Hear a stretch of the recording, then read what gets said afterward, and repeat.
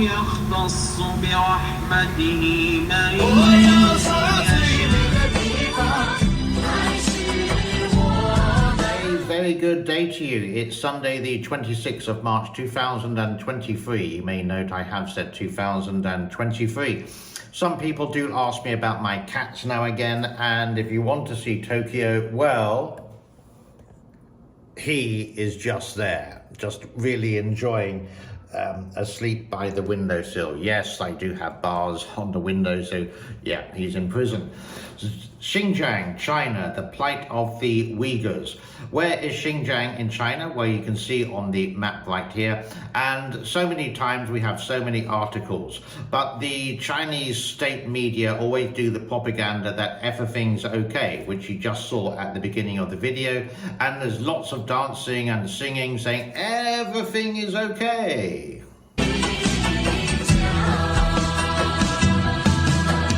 If you go to Twitter, for example, and you type in Uyghurs, you would get a lot of Chinese state propaganda showing videos of places like Kashgar and Urumqi, which is the capital. Again, I can show you on the map where it is. It's in the northwest of China. Xinjiang is a really big province of China, maybe, yeah, or some people would like to say East Turkestan.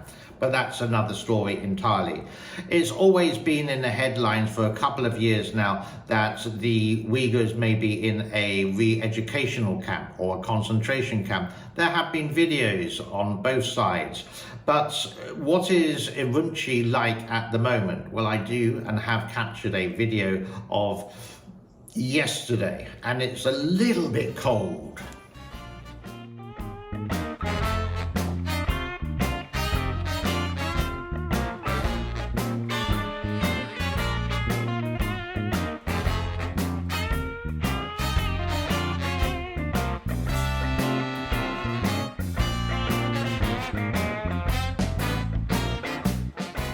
Most of the time on Twitter, you would see, again, this singing and the dancing, everyone's happy. Again, this is state media influencing Western media like Twitter. The strange thing is, Twitter is blocked, not banned, but blocked in China. But the state media would often use it using a official VPN, which is a virtual private network, and they would jump over the firewall or the firewall to get into this.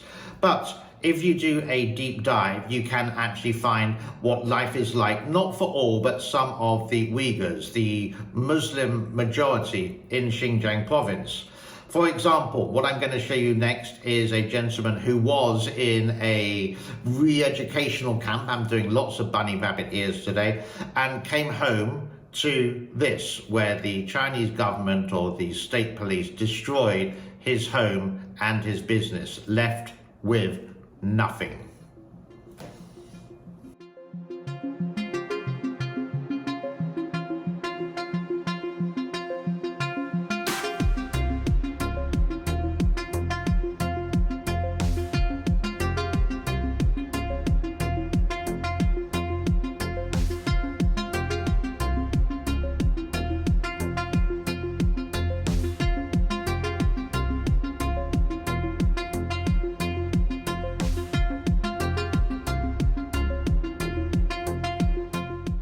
How would state media respond to that? Everything is okay and show some delicious food. And again, the food in Xinjiang is actually really nice. I've never been there myself, but I have known some people and they say, wow, it's out of this world.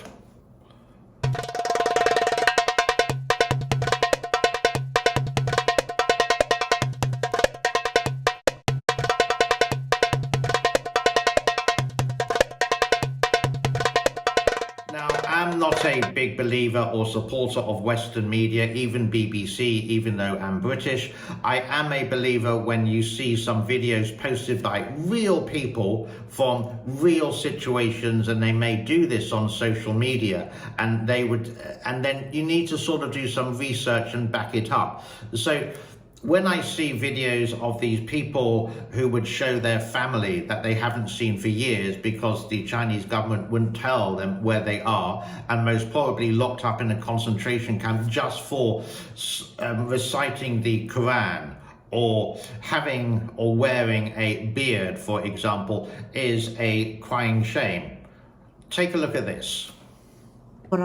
So we renewed our request, where, for example, are Khalida Rakit Kankurz's missing sons? Are their wives still in the camps? Where are her 14 grandchildren? Khalida, who lives in Kazakhstan, now spends her days protesting outside the Chinese consulate. Until China gives me information, I'll keep coming, she told me. Last year we had the Xinjiang police files where there was thousands of documents hacked from a Chinese police station, sourced from a Chinese police station, hacked from a Chinese police station in the Xinjiang province, and getting some videos of what happens there. And this was sourced by Dr. Adrian Zest, a really good journalist and someone who studied Chinese media, Chinese influencers for years. Of course, the government would deny this and they would send a lot of shills to Xinjiang, Chinese and foreigners, but they would never show. They would only show the city and say, look, everything is fine here. They would never go to the areas of the concentration camps. Some newspapers like The Telegraph or The Guardian have been to Xinjiang undercover, and when they do get close to sensitive areas, you would see the security forces saying, no, you're not allowed here, go away, what are you doing? And they would just have to pretend to be tourists. So they are hiding something, because when they say the freedom of the press in China, well, it's not the freedom of the press when they say there is. And they say, come to Xinjiang. So the journalists come to Xinjiang, but only allowed to show the happy side of the streets of Urumqi or Kashgar.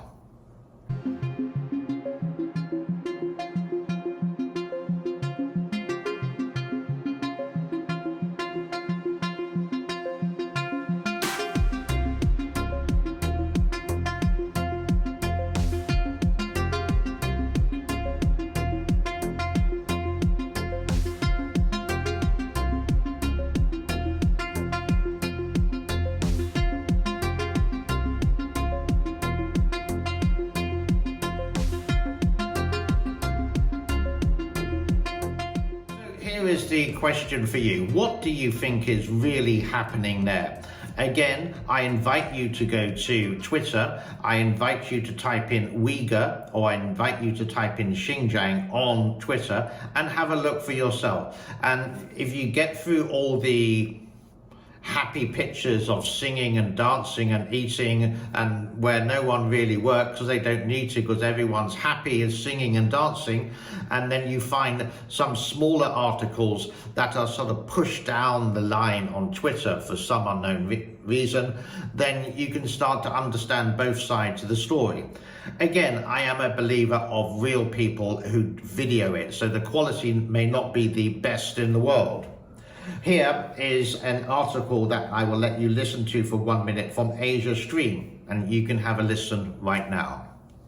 Top, we have an internal speech by China's Minister of Public Security, Zhao Keji, directly speaking of Beijing's approval for the re-education campaign and of Xi Jinping's directive to enlarge the camps, given his knowledge of the fact that they are overcrowded, and to recruit more prison guards, more camp guards, more police.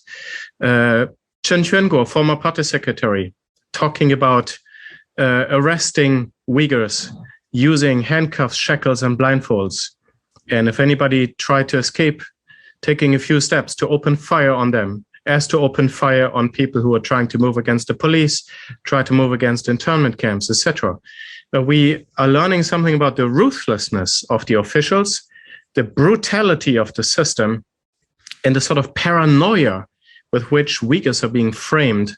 Normal Uyghur citizens are being framed as terrorists, even people who've done nothing at all to the state. If you think I am right or if you think I am wrong, that is entirely you, that is your decision. What I'm trying to do is more objective than subjective, but I do sort of really disagree when people sort of like say it's that they've got to be hiding something, but they hide it so well. that people can't access it.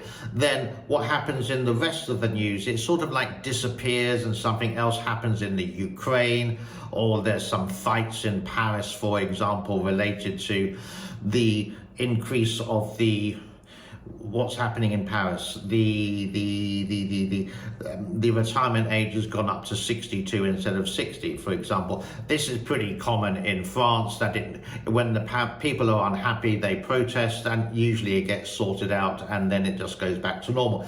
News disappears, and things which happen in Ukraine have to be kept alive. Things which happened in Xinjiang, things which happen have got to be kept alive. And maybe it's responsibility of amateur journalists like myself, if you can call me that. This is just a hobby for me, but I do get sort of annoyed and upset in a way that we all want to know the truth. As the X-Files said, the truth is out there, but sometimes it's very well hidden. It's not just China, it's most countries around the world would have some kind of dark secrets, and yes, they do want to hide it. It's all food for thought, and I will love you and leave you with a blessing. Enjoy your Sunday, and I will see you shortly for another video on my channel. My name is James. That's Tokyo, and this is Buzz, Buzz, Buzz. Thank you.